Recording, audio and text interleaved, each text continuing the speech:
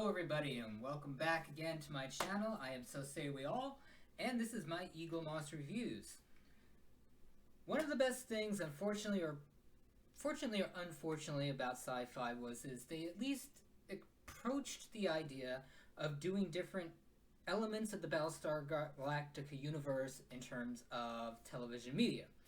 One of those was Blood and Chrome, which was supposed to be a direct prequel to Battlestar Galactica, which explains the formation of the Cylons, covers the first Cylon War.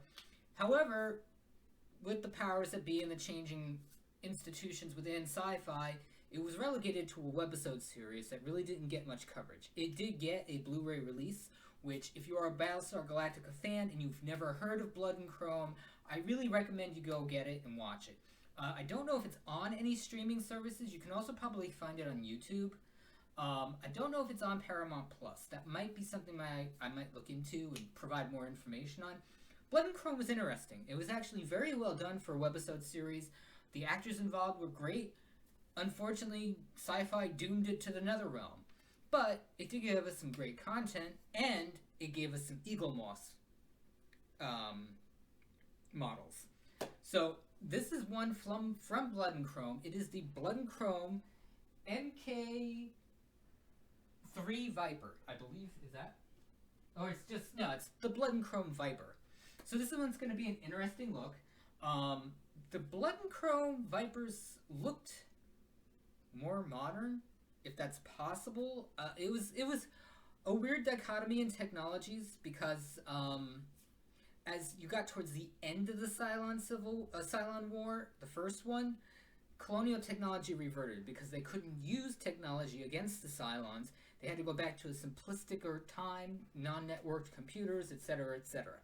So what you get here is the precursor to the Civil War. So you get technically colonial civilization at its high point, or its development high point at the time. So we're going to go take a look at this model. So, as always, this is the booklet. This is one of the thicker ones that I've gotten. There's a lot of detail in this, a lot of interesting reading. Again, this is sourced directly from digital models.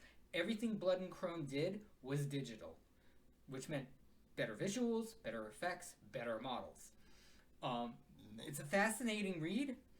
Yeah, so let's get into the model. Now, as always, this is a variant of an existing Viper model. I'll show you.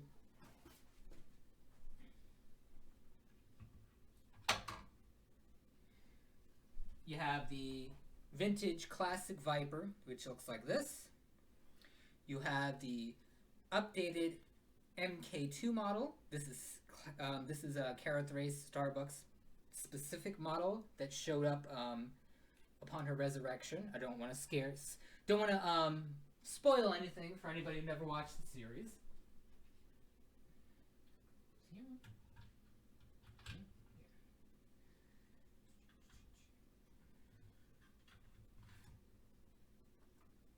And for reference, this is the reimagined 2006 series MK2 or 3. Now this one's much more militaristic looking.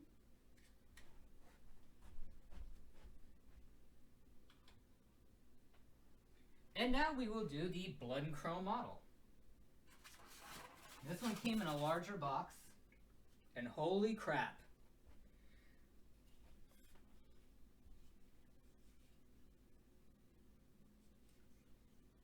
Holy crap.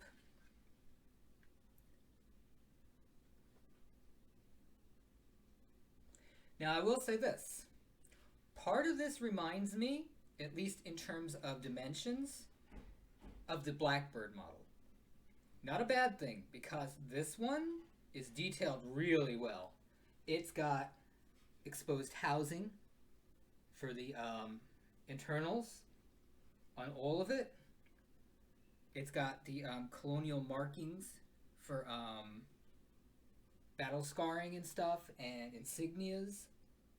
It's surprisingly well detailed.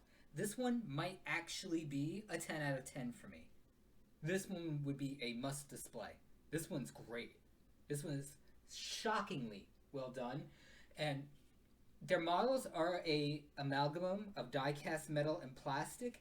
This one is significantly more die-cast metal than a lot of their models. You can feel it in the weight.